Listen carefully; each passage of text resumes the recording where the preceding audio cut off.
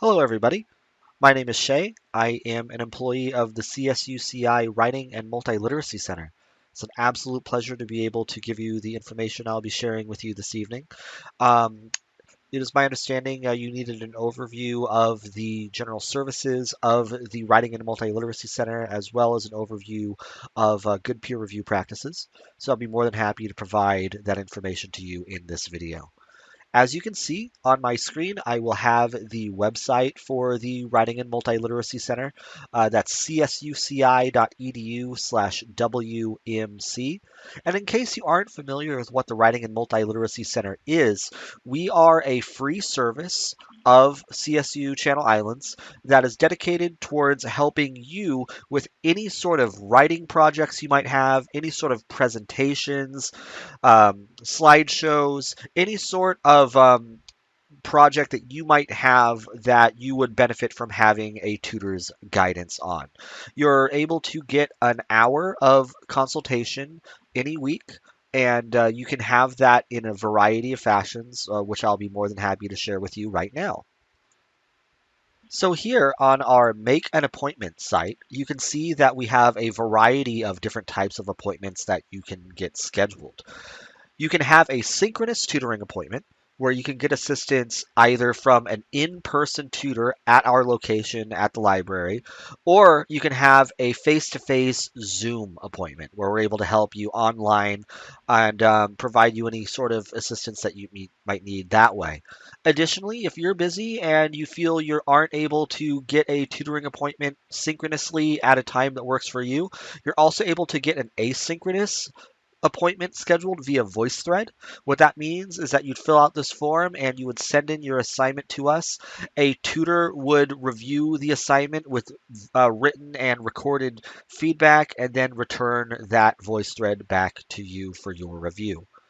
Additionally, if you would like to get live assistance from a tutor, we do have drop-in appointments. You can visit our virtual drop-in room at any time that we're available, 7 days a week, to speak to a tutor um, at your earliest availability. Or if you prefer, you can also call us or send us an email at wmc.tutors@csuci.edu.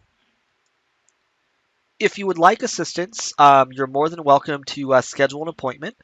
We also do have resources available online on our website. Here on the sidebar for services and resources for students, you're more than welcome to visit there and see that we have a variety of resources available that I can go through right now to show you. For example, let's say that you are needing citation guides for any of the major citation styles that you might need to know as part of your academic career. We do have a citation resources page that you can access here where we have it sorted by the different styles that you might be expected to use. So for example, if you needed help writing something in APA, you can go ahead and reference our list of information here. So you can feel free to try any of these links.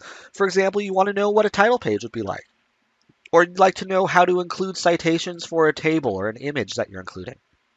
We have a section for MLA, for Chicago, for ASA, ESA. We have a variety of different writing guides ready for your perusal at your convenience.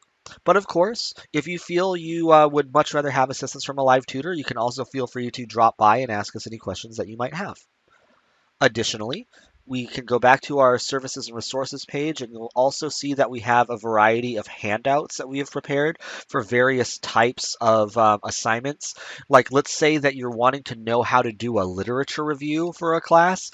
We do have information available that you can access at any time on our website. Probably one of the major resources you may be wanting to use, for example, would be our Works Cited and in-text citation guide for MLA. You can access again from our services and resources page. And here you'll see we have our WMC Quick Guide to MLA Style 9th edition. That's the most up-to-date and current edition.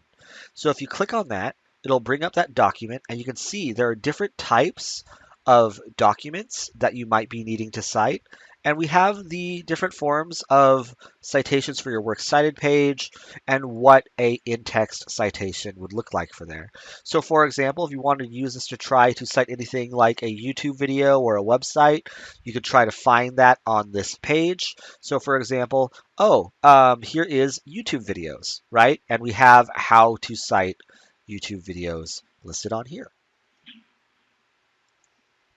What I'd like to also mention is if that you have any questions on anything like MLA formatting or where anything might be located on our website, or if you'd like us to provide you with resources that you're not able to find, you're more than welcome to stop by and speak with a tutor. Again, you can visit us at the second floor of the Broome Library near the bridge to the town center, or 7 days a week, we do have that Zoom drop-in room available. Um, if you ever have any particular questions regarding how to cite something, you can always feel free to come on by and ask for help. But we also help with more than just citation. We are able to help with any stage of the writing process, including the brainstorming process. Like, let's say you just have the prompt and you need help getting started. You want us to work with you on helping you outline.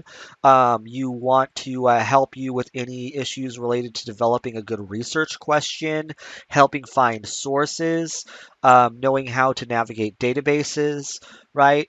Anything related to the drafting process, like for example, if you got an outline and you need help with things like topic sentences, or selecting good quotes, or paraphrasing, or anything like that.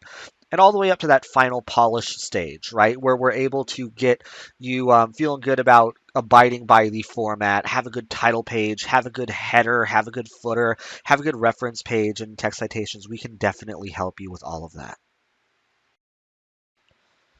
So one of the handouts that we have listed on our resources page is best practices for peer review. And for this course, you may be expected to be providing peer review of your colleagues' work. To kind of ensure that we're all on the same page concerning what makes for good peer review practices, we have collected a series of tips here that might be useful to you. Walking through them, we can see that before you even begin peer reviewing someone else's work online, one thing that you may want to do is prepare your own paper, right? For example, put specific comments on the paper that you feel would help guide the reviewer towards giving you the kind of feedback you're looking for. For example, highlighting specific sentences that you're unsure of and asking if they work. Um, Acknowledging that you're not feeling certain about a particular paragraph or how a particular transition is flowing and you're looking for help. Wondering if you're using this particular word or a particular term or source correctly, right? You can let them know specifically what you are looking for guidance on and also what kind of feedback you're not looking for. So, for example, I know my grammar isn't very strong right now, but I'm trying to focus more on the big picture ideas. Or I know this transition is sloppy, but I'm more worried about the third paragraph. That is a good way to help ensure that you are giving people the kind of springboard necessary to help provide beneficial feedback that is constructive in the right way. One good way to also help with that process is to acknowledge what you think two strengths of your paper are and what two weaknesses of your paper are. Generally is beneficial to help anchor a discussion and help create something that they can jump off of, right? The reason for this behavior is that generally when reading, the peers can look for those specific strengths and try to acknowledge them and hopefully even incorporate some of those techniques into their own writing style if they feel it's working well. Also, providing awareness of weaknesses is a good way to allow for a discussion that facilitates growth, right? During the peer review process, you want to make sure that you do read through it at least once without making any kind of comments or notes. That way, you can ensure that you are making the correct comments from the big overall big picture, right? For example, maybe you'll be asking them, "Oh, I wish you would have defined this in your paper," but they did it in the very next sentence or the next paragraph, right? So it helps to understand everything in context, right? Understand the overall paper as a whole before you start trying to provide individual elements of feedback. And again, avoids what we like to call either useless comments that kind of get overruled because they address it later on and things like that, right? Second, after you do that, try to read it a second time with very specific things in mind that you feel you need to comment on, keeping in mind maybe those strengths and those weaknesses, right? And also any particular feedback instructions that your professor might be expecting you to give or provide. The second time you're reading through, you'll give much more informed feedback that hopefully will provide for a greater overall level of, um, of quality. Finally, when you're done, be ready to answer any follow-up questions, but also feel free to ask some follow-up questions of your own. For example, after they provide the feedback, say thank you, and then ask for any issues that you feel they needed to clarify. So, for example, if someone said that something wasn't working for them or it didn't seem clear, ask um, maybe constructively, how do you feel I could change that? Or do you have any suggestions, right? Having a discussion that's mutually beneficial in such a way could help address any ambiguities that maybe might not be coming across very clearly on paper, right? And, we all do this. Sometimes you might make some comments that are vague or confusing, and follow up questions allow for clarification and more proper discussion and dialogue.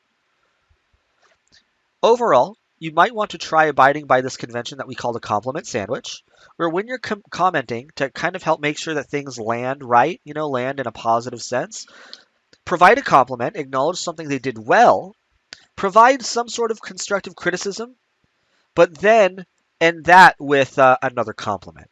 So, for example, you'll have something like, I thought that you had strong organization within your paragraphs. However, you might want to use some transitions to connect them. Other than that, they flow very nicely. So you see, you begin on a positive note and you end on a positive note. And overall, it helps things run a lot more smoothly. What I'd like to bring up in this next document, where we discuss components of excellent essays, what we can kind of look at is benchmarks in terms of what kind of goals individuals might be looking to meet when trying to make a truly excellent essay, right? So, for example, let's talk about the presentation of their argument, right?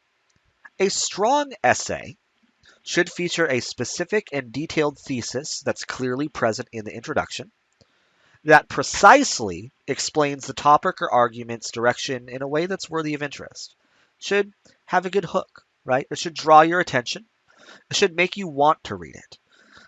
It should be clear what the position of the writer is, and it should be coherent in a grammatical sense. It should also be very clearly answering the prompt and following the instructions provided by the professor. Similarly, an excellent conclusion should revisit the thesis in some capacity and provide additional rationale for why that particular topic is valuable and worthy of study. A conclusion might also provide an additional point that is memorable, like acknowledging limitations or potential follow-up work that might be a good continuation of that particular paper. If you are looking for ways to try to provide positive and constructive criticism for someone in peer review, seeing if they hit any of these metrics in their introduction or conclusion, or trying to bring feedback to the table that pushes them more clearly towards having an excellent and clear and coherent intro or conclusion, or both, goes a long way to helping provide tangible, substantial feedback. Additionally, excellent essays will provide relevant and sufficient evidence over the course of the paper that helps substantiate that argument, right? If they have insufficient evidence to support their claims, feel free to give them a little push in the right direction to ask them for more evidence. Or if a way that they are using their evidence seems incorrect or possibly misrepresents the facts, provide criticism accordingly. So individuals who are looking to improve the quality of the evidence they're bringing to the table can do so. If you have any suggestions for good pieces of evidence or new angles, please feel free to contribute those as well, as those might end up being useful to help somebody lengthen their paper. Overall, you can also provide solid information about their structure. The proper excellent essay will provide a compelling structure and organization that develops the argument logically, right? So, for example, for a 2-page essay, maybe there's a 1-paragraph intro, a 1-paragraph conclusion, and a few paragraphs of evidence in between, right? Make sure that everything seems proportional, make sure that everything seems logical, and that everything is presented in a coherent format. Furthermore, you can also provide feedback on the individual level concerning paragraphs themselves. For example, an excellent essay will have really smooth transitions both out of a paragraph and into the topic sentence, right? So a good way to end a paragraph is resummarizing what we learned and letting us know where we are headed next, right? And a good topic sentence helps ground us in a specific tangible point or a tangible fact that helps us grow into a larger discussion, right? Um, how and why statements are generally really useful. The first few sentences in a paragraph should provide a claim, like I mentioned, like some sort of fact or assertion, but then provide further analysis of why or how something is happening, either in the form of additional evidence or commentary. And you should also provide some sort of closing takeaway point at the end once you're done to make sure that no facts are left to stand alone by themselves, right? You don't just want to let a statistic or a fact um, be taken out of context if you can orient the reader into saying, and this is what this means, right? This percentage is unacceptable, and this is why, etc., etc. Finally, you can take a look at the style that they are using. An excellent essay will have very academic style in terms of its formatting, its grammar, its tone, right? It'll seem professional. It will seem collegiate. It's not using slang. It's avoiding unnecessary contractions. Things are cited appropriately. The words that you are using are appropriate for your audience, right? That's another tangible area of coherent feedback you can provide, right? Good. Ultimately, if you have any questions or concerns about how you could write a stronger essay yourself, or how you could both receive or give proper feedback, feel more than welcome to come in and visit us at the Writing and Multiliteracy Center. Again, our website is csuci.edu/WMC. We are overjoyed for the opportunity to help you provide work to your professor that you are proud of. And again, you can solicit help for anything that is a writing assignment, any kind of presentation, any kind of slideshow, research poster, anything that you would like us to assist you with. Please feel free to schedule an appointment at your earliest convenience. My name is Shay. It's been an absolute pleasure to be an ambassador of our center for you this evening, and I very much look forward to being able to work with any of you in the near future. Thank you.